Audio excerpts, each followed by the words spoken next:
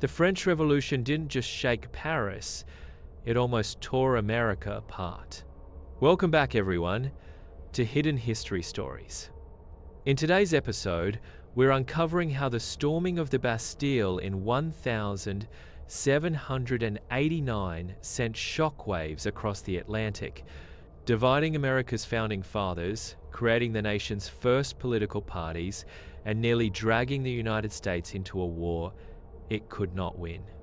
Every story from the past holds a lesson, and this one shows how a foreign revolution tested the survival of America's young democracy.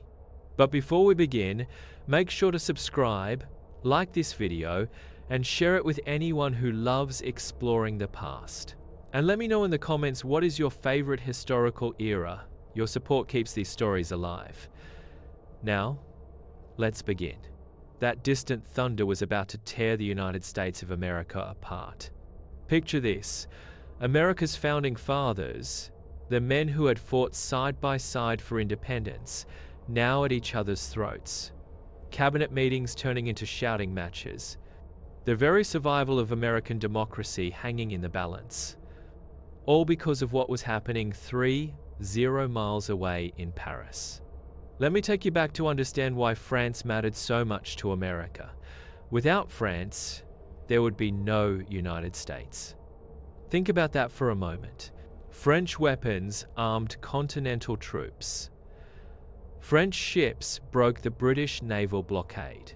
But here's the cost. France spent 1.3 billion livres helping America win independence. That's billions in today's money.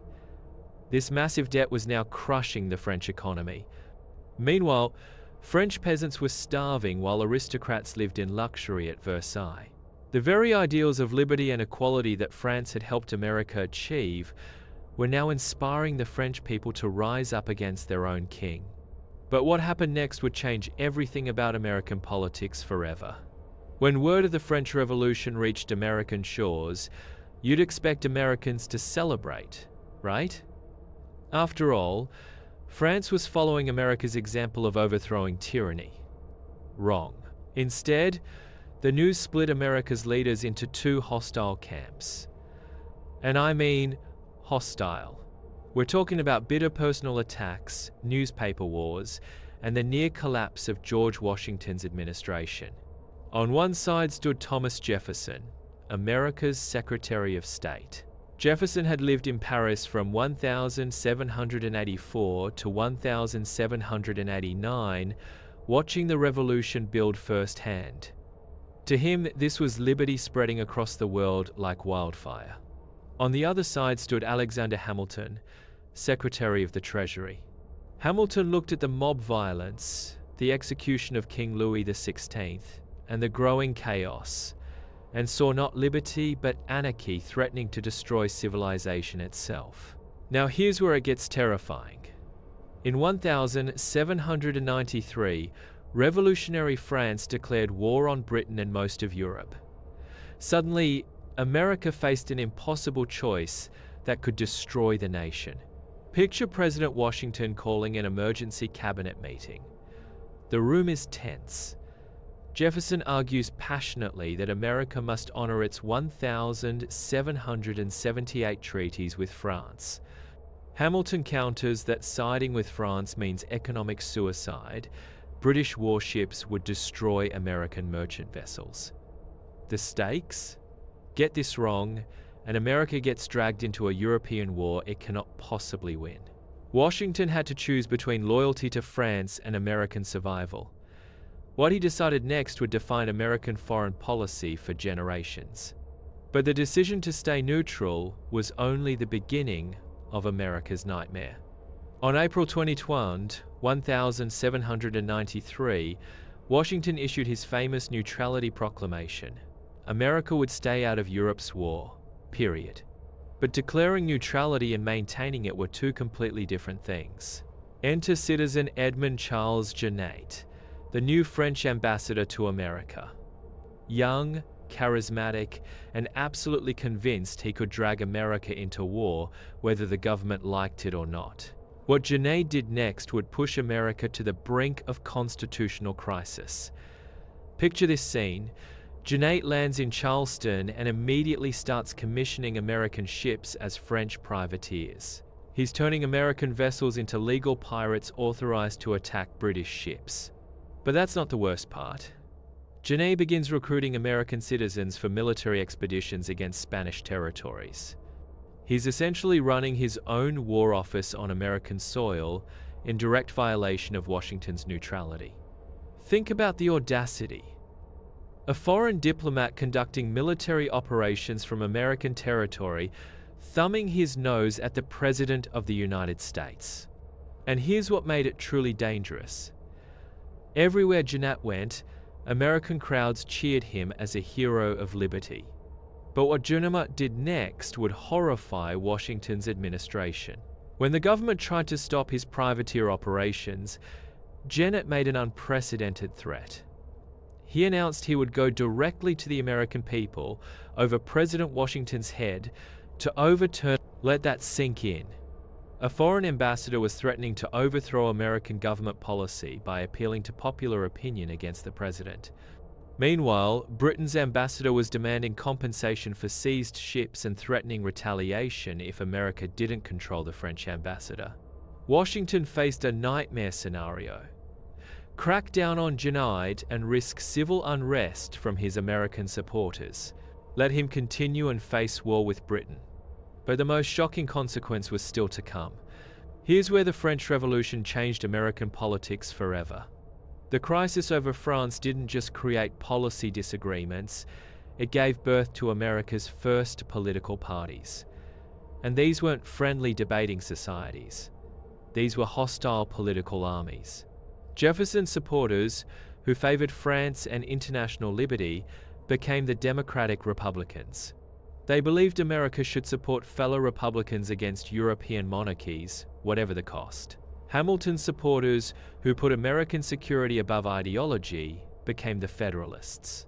They argued America was too weak to survive a British war and must choose practical survival over revolutionary idealism. Picture cabinet meetings where Jefferson and Hamilton could barely remain in the same room.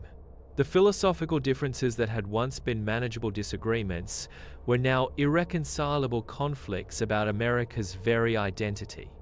But there was an unexpected twist that no one saw coming. While politicians fought over principle, something remarkable was happening to the American economy. European wars meant European nations desperately needed American grain, timber, and manufactured goods. Suddenly, American merchants were making fortunes carrying cargo to warring nations. Jefferson realized that serving as a neutral carrier would bring massive economic benefits to American farmers, merchants, and shippers. The very neutrality that seemed like a retreat from principle became the foundation of American prosperity. American shipbuilders couldn't keep up with demand.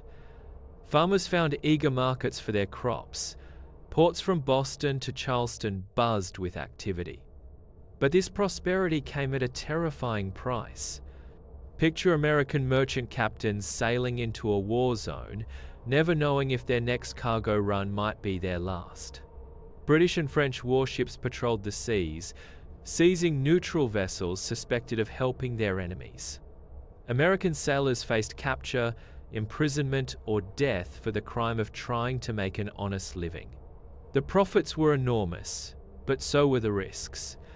One wrong move, one suspicious cargo, and an American ship could vanish forever into the Atlantic. Yet American merchants kept sailing, drawn by profits that could make a man rich in a single voyage. Meanwhile, the political crisis at home was reaching a breaking point.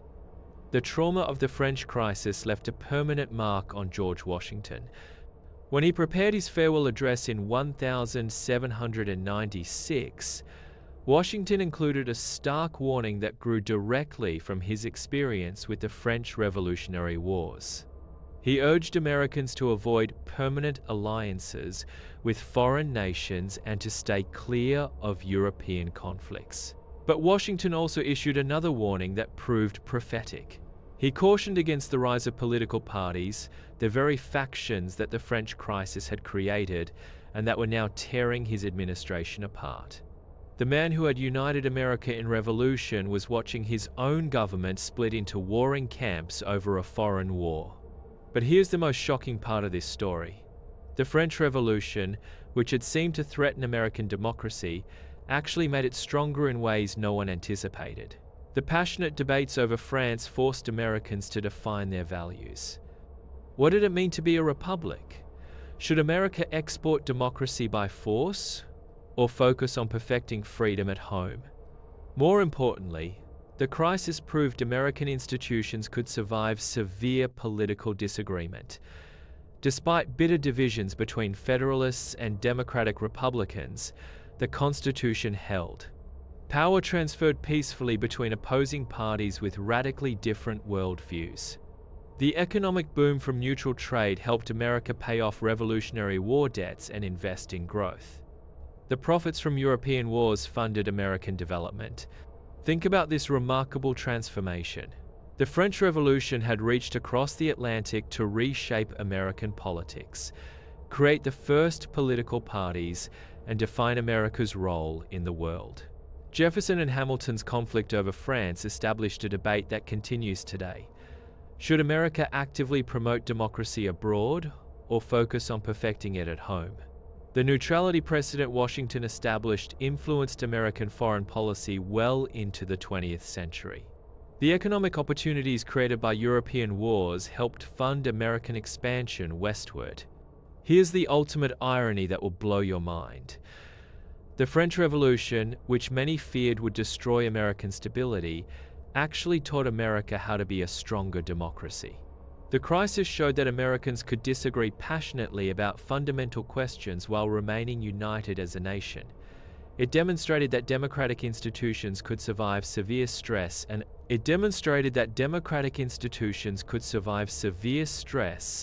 that America could prosper while avoiding foreign entanglements. Most remarkably, it proved the American experiment in Republican government was strong enough to survive its greatest early test. The French Revolution didn't just cross the Atlantic, it helped define what America would become. A nation capable of fierce internal debate while maintaining constitutional government. A country that could benefit from global trade while avoiding foreign wars. A democracy strong enough to survive fundamental disagreements about its role in the world.